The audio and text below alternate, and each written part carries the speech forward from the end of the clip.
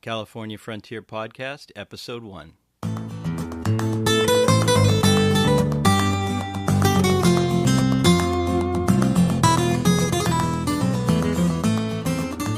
The California Frontier Podcast is devoted to helping you explore and discover the Golden State's early history, from the time of its first peoples until statehood. My name is Damian Bassage, and I'm your host.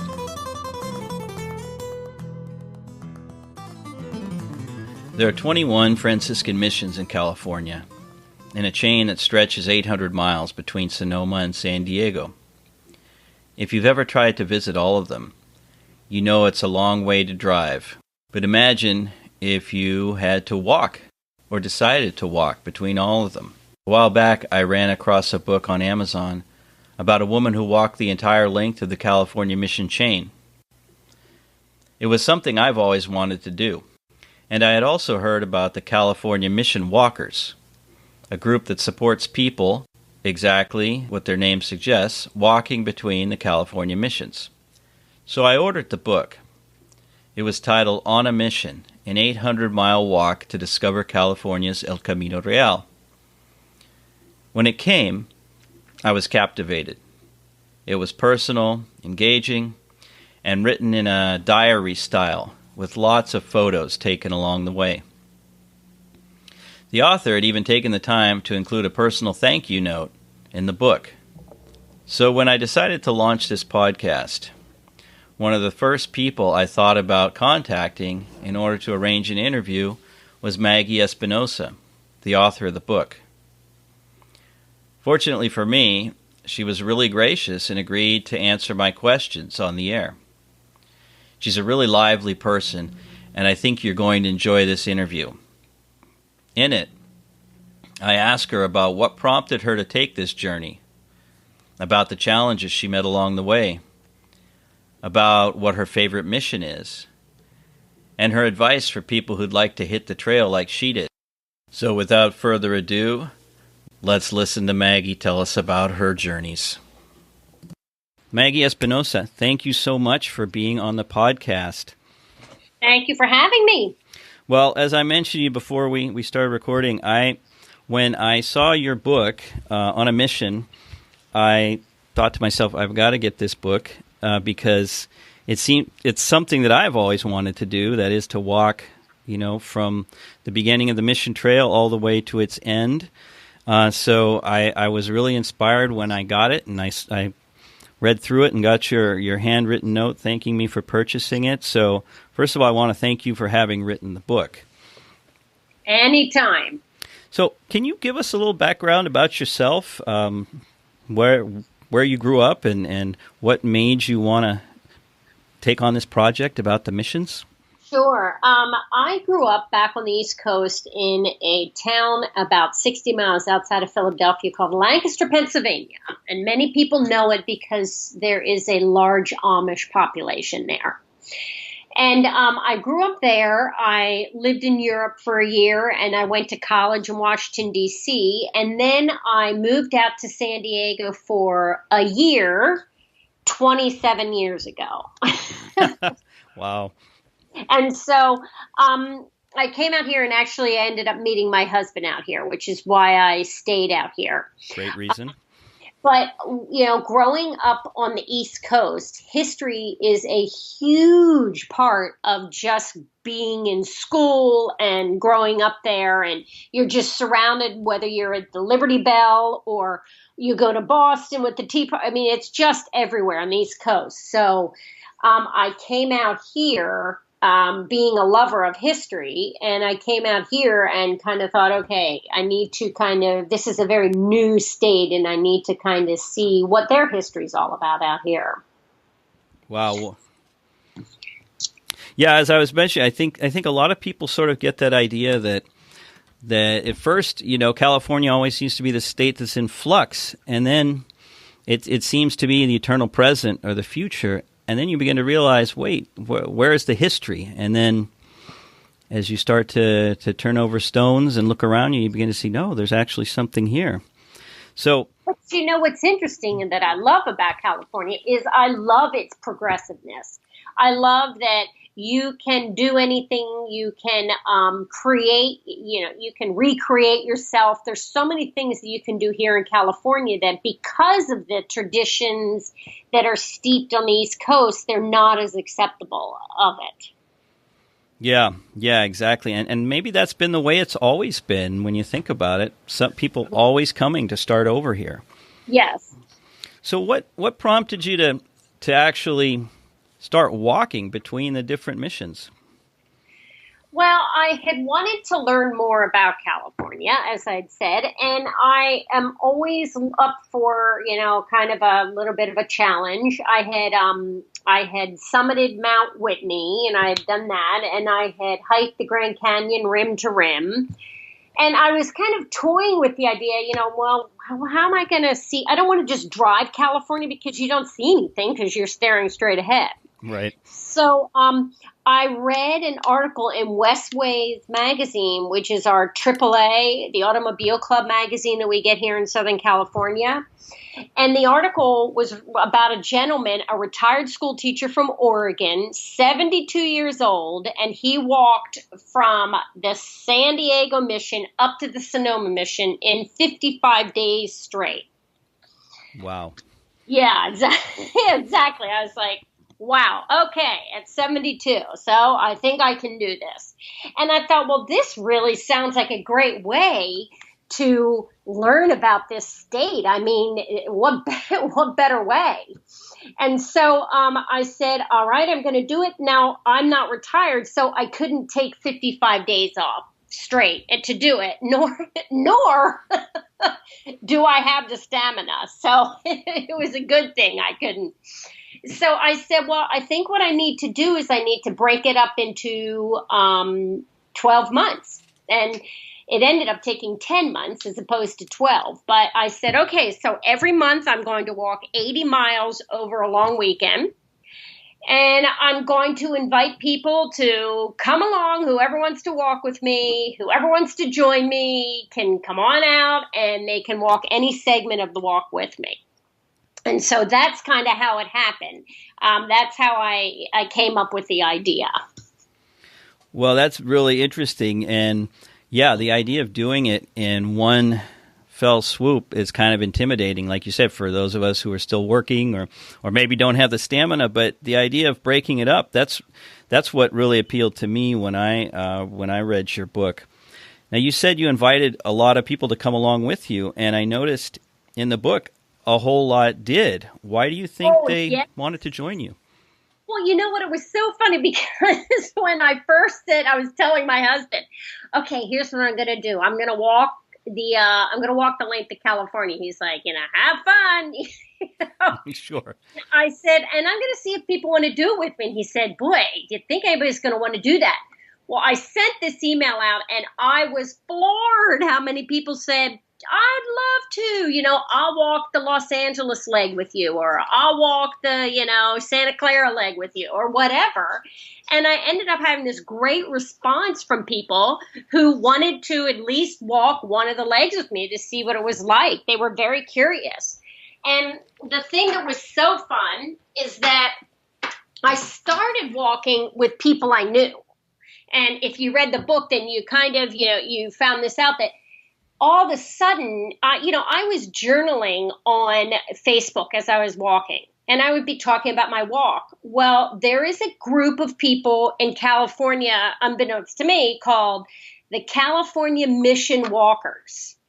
And this group has just grown and grown. Well, they were following me on Facebook, and so these complete strangers would go on Facebook and they'd say, well, you're just about to walk through my area. My wife and I would love to put you up at our house and we can make you dinner and et cetera, et cetera. And I'd even like to walk a day or two with you. And it became kind of, I always say kind of like this Pied Piper-ish kind of thing. It was me and my cadre of people. And that just amazed me how complete strangers started to take me in, and they would, if I ended one day and I was a little bit further from where I was going to stay that night, they would drive me to where the hotel was. They would feed me. It really, really ended up to be a study in how humanity really is good. It's not bad like we always see on the news. And I think that's one of the things that sort of makes these treks, these long journeys so attractive to us is the friends you make, maybe the unexpected friends you make along the way and what you find out about humanity. That's amazing. Is there a particular moment or episode or memory that you have that stands out most of all? It's so hard to have just one moment that stood out. There's numerous moments. Unfortunately, halfway through the walk, my father passed away back in Florida. Mm-hmm. And I had to finish this walk on a certain amount of time because I'm a travel journalist by trade. And the San Diego Union-Tribune had hired me to write an article about this walk. And it was going to publish the very first weekend, the very first Sunday of January, as kind of like a New Year, New You piece. Oh, wow. And so I didn't have the option to take a break. And so I flew home for his funeral, and then I ended up having to miss a month of walking because of that. So when I came back, I had to cover twice as much ground. And the outpouring of people that just said, you know what, we're going to walk with you. We're going to come and walk with you. We want to, keep you company and et cetera. I had people that would walk. Originally they had walked maybe in January or, some particular month with me. And then they came back and walked a second time with me. And, it just was to see this is, I think that's the part that sticks out the most with me is to see how these people really kind of banded, they all banded together and they just kind of made sure that this walk was going to happen. Wow. Yeah. Did you have a particular mission or missions that you were attracted to or you found to be most beautiful or interesting? Well, what was interesting, I felt, is that, number one, the thing with every mission is that I couldn't believe the love that the people that care for these missions that they have for the missions. Mm. I mean, the majority of the people are volunteers. They really are, they take such pride in these missions. And what was interesting is that if I would stop if I be at a mission, so let's say, for example, Mission San Miguel, it's out in the middle of really nowhere. And have you been to the missions? Oh yeah. Oh. San Miguel's one of my favorites precisely because of how sort of far off the beaten path it is. Yes. And I got there, and so that it's this little town. They don't even have a stoplight.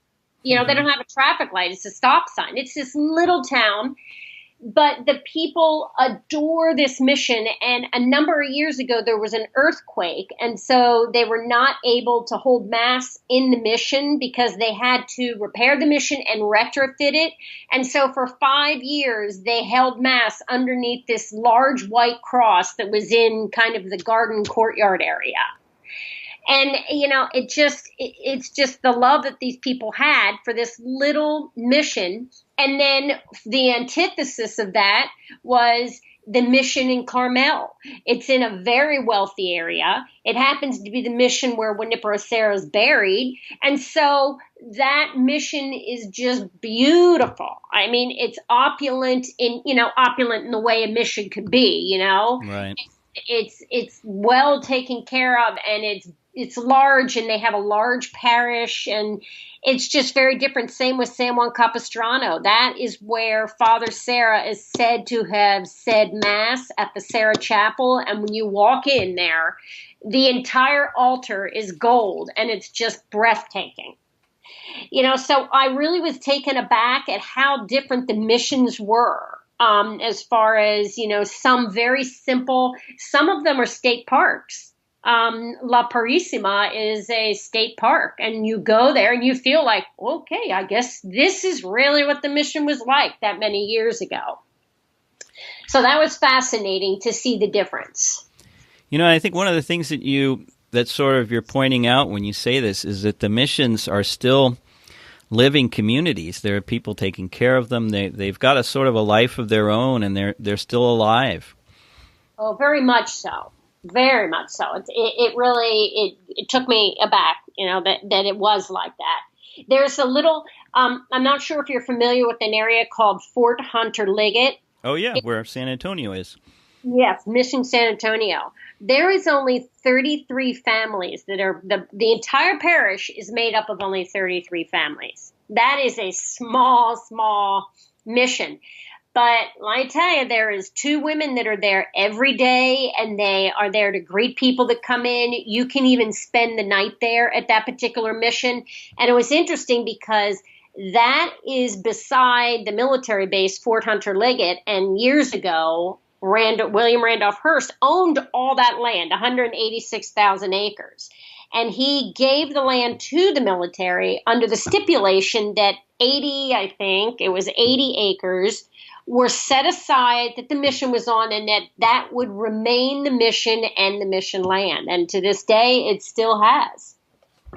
Yeah, San Antonio is just one of those places where you're stepping back in time. I was lucky enough, a good friend of mine was married at the mission. His wife's family always had a long connection with the mission, and we were able to go there and actually spend the night in one of those rooms and wake up in the morning at the mission. It was just a wonderful experience. Oh, yeah. I can imagine. I mean, then you can really feel like what it was like many years ago. Exactly.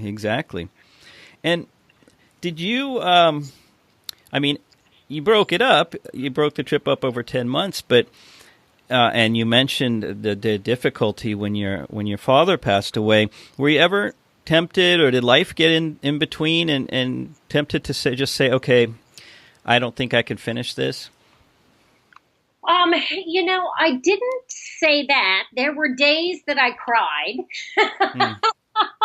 Where I was like, oh, why am I doing this? I mean, really, I was thinking, what am I doing?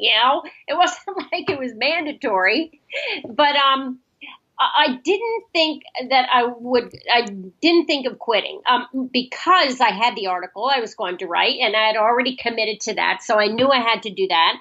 And also if I'm going to do something, I'm going to do it. It's like, if I'm going to make a commitment, then I'm just going to follow through, or else I won't make the commitment. So, were there days I questioned why? Yes. Were there days I said, nope, I don't want to do this anymore? No. And, there's times when I was walking in 102-degree weather and there was no shade and I'm pouring water all over myself and, I'm questioning sanity. Yes. And there was times when there was no shoulder to the road and I'm walking over a mountain pass to get to some of the missions that are inland. Because if you look at a map, some are on the coast, then you go over past inland, then you come back over to the coast, then you come back out. And that was really treacherous. And I thought, oh my word, this is ludicrous that I'm doing this. So that, yes, crossed my mind many times, but to quit, no. So how do you think the trip changed you, or did it change you? The 3 things that I took away from that trip is, one, that there is a reserve really, really deep inside everybody when it's called upon, when you just have to, because there are times that I just thought, I can't do this. And the other thing is that, friendships and family, and we tend to, take it a little bit for granted, or we tend to just kind of, but they really are kind of, the heartbeat of life. They are the people that will rally around you, and they will come in, when needed. And the third thing is what I'd said earlier, is that, we watch the news, we read the newspaper, and we think, oh my word, should we even step outside our door? But basically, humanity is very, very good. I mean, there was a couple times that friends and we actually had to hitchhike, and hitchhiking nowadays is not, but these wonderful people would pick us up and say, where do you need to go? I mean, it just, people really, the majority of people are very good. Wow, that's incredible. I mean, I've always heard growing up stories about hitchhiking. It's just, but it's wonderful when you see that human beings surprise you. Yes. You were talking about the fact that, to walk between the missions, you have to go over mountains or alongside highways or no shoulder roads, etc. Is there, knowing what you know now about the trip, is there anything you would have done differently if you were to start over and do it again tomorrow? I think what I would have done differently was I would have made sure that my footwear was a little, it took me a couple months until I finally got to where it was the best that it was going to be. My moleskin, and then toe socks, and then my shoes were, a size and a half larger than usual, because your feet are so swollen. I mean, I was always kidding around with friends, telling them I'd be wearing clown shoes by the time I get to Sonoma because they just were getting larger and larger. And there's no way that you can ever not have pain, but, I wish I would have started from the very get-go. Like, I found out in a few months into it that it helps to have walking sticks because it took a little bit of the pressure off my feet. I found out that there's compression socks that really help, but, all this I found out with each month. So that I would really look into that a little bit more. But other than that, I don't think there was much else I could have changed because, the El Camino Real is the 101 and you cannot walk directly on the 101. So I had to go to Google Maps and see which way that I could kind of, follow the 101 without actually being on it. And then the gentleman, the retired school teacher, he wrote step by step by step turn for his entire walk when he had done it. So I had his notes too. So I couldn't really change either of those two. Right. Well, would you, I know that this idea has come up in the past, and I think it comes up every so often, the idea of actually creating a trail, sort of like the idea of the Camino de Santiago in Spain between the missions. What do you think about something like that? Well, they're trying to do that now. In fact, this California Mission Walkers group are trying desperately to find a way that they can make this, make it something that would appeal to people. The problem now is there's two problems. One, there is no infrastructure. So when you walk the Camino de Santiago, there's these little towns and they have, places where you can buy something to drink or eat or relax or whatever. But when you get into Central California on this walk, there's nothing. I mean, you will walk the entire day. And if you happen to get to that one little grocery store that's in the middle of nowhere, and it's closed, you're out of luck.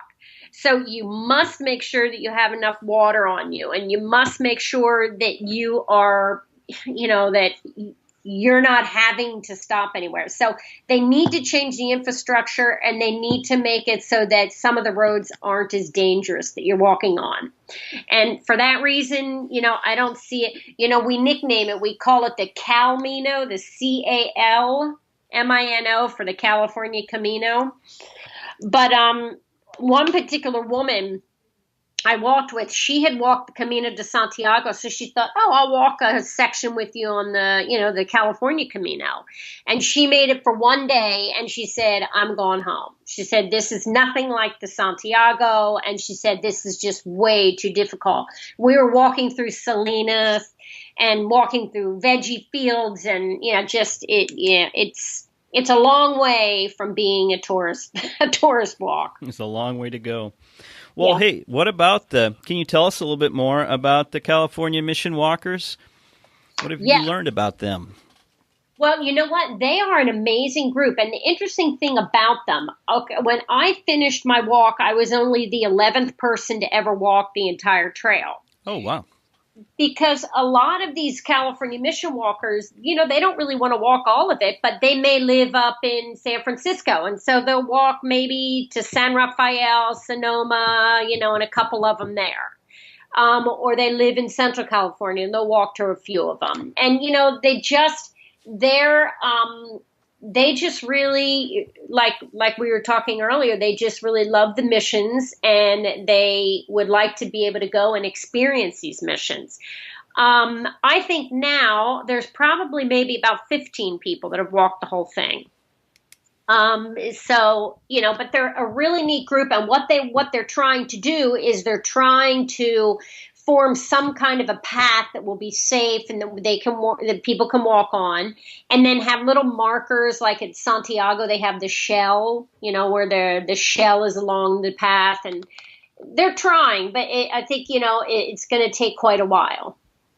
Right. Well, it's a pretty exclusive group. Only 15 people that have done it. And so, and so you're part of that group. If somebody else gets inspired and wants to do what you did, what advice would you have for somebody like me who's interested in doing it? Well, I tell people, because I have a number of people that ask me that, and I think the best thing to do is to take a section. So you're up in Santa Clara, you said? Right. So maybe take a section there that will be about 60 miles or 70 miles or whatever, and just walk that, but walk it like in consecutive days so that you get a feeling of what it would be like to walk this. Because you have to keep in mind that you're carrying everything on your back, so you have a backpack on. Many people camp. I'm not a camper. Not a camper unless I'm on the moon or something like that where there is no hotel. But I made it a point that from A to B at the end of that day that there will be a motel or something somewhere to stay at. But I always tell people, in fact, a group of California mission walkers in September walked from the Mission Ocala in San Diego to San Luis Rey in Oceanside, and then to San Juan Capistrano. And they took, I think, about 4 or 5 days. And it really gave people a good sense of what it would be like to do this mission walk. And that's what I would suggest to you if you're going to do it. Pick 2 or 3 missions and walk to them. Okay, yeah, that sounds like a doable idea. That makes sense. And the other thing, too, is that really like we always tell people, be really aware of how much you're carrying in your pack. After a while, it was like I was carrying a toothbrush. I was wearing the same pair of pants every day. It was like, you just do not want to. I would buy T-shirts really cheaply at Costco, and then I would throw it out at the end of the day and put another one on, so that by the 4th day, when I was the most tired, my pack was the lightest. So you had a system. You had it down to a system. Yeah, which it kind of evolved through the months. But yeah, I did have a system probably by about the 4th or 5th month. Well, that makes sense. What made you want to put this all into a book? Well, you know what? I was not going to put it into a book, which is funny because, I've written books before, guidebooks. And so I had, journaled this, and I had a number of people say to me, this just needs to be a book. There's not a lot of people that have done this, and this is a good story as to what all is involved to walk this. And I didn't want it to be deep or anything like that. And one thing I told myself, that I would only journal at the end of every day's walk, because if you write about something a week or 2 out, you put like rose-colored glasses on it. Oh, it was great. I loved it. But if you write about something at the end of the day, it's much more raw, it's much more honest. And so at the end of every day is when I would journal, and people would read this and they said, this has to be a book, and your photos, and, it just go for it. And I kind of vacillated back and forth. And then I thought, all right, let's do it. So it turned into a book. Well, I think that's kind of what makes the book so fun and accessible, is you really do get that sense that these are your thoughts right after you've gotten the chance to sit down at the end of the trail and think about what you've done. So I think that was a fantastic idea. Oh, thank you. So any final thoughts about the trip? Anything you'd want to leave us with? I always tell people, and myself included, I look at something and I go, I want to do that. But you really have to know your limits, and you have to really be prepared for, something. It's much harder than it sounds. And that if you do get into something like this and it's just not for you, then stop. Just don't keep doing it. And even I tell people, if you walk to 2 missions, that's fine. You've walked to 2 missions. That's great. You are a mission walker. If you've walked to 1 or 2 missions, you're still a mission walker. So I tell people that. And then also people always say, am I going to walk the Camino to Santiago? And it is an emphatic no. Because I told my husband, if I say, hey, I think I might go walk to Santiago, I said, tie me to a chair. Do not.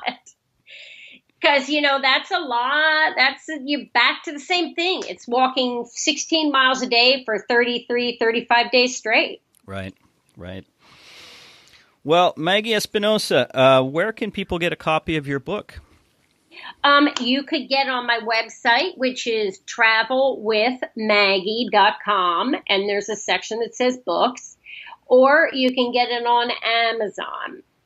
And if you get it on Amazon, then I will send it to you, and you can let me know how you would want me to personalize it. I can personalize it to people or whatever. And I can vouch for the fact that Maggie does personalize the book. And as you mentioned, you have your own website. You're a travel writer, travelwithmaggie.com. What do you cover on your website? Oh, I tell you, from soup to nuts. That's an old saying, but that's what I cover. I cover everything from petting whales in Mexico to swimming with pigs in the Bahamas to going to Guatemala to everything. Anything that has to do with travel. Well, that's great. Maggie, this has been very inspirational. I'm sure to me, and I'm sure to many other people who will listen to this, I want to get out and start walking between the missions closest to my house, and maybe I can make it to all 21 of them eventually. Yay! So Maggie, thank you so much for taking the time to tell us about your book, On a Mission, an 800-mile walk to discover California's El Camino Real.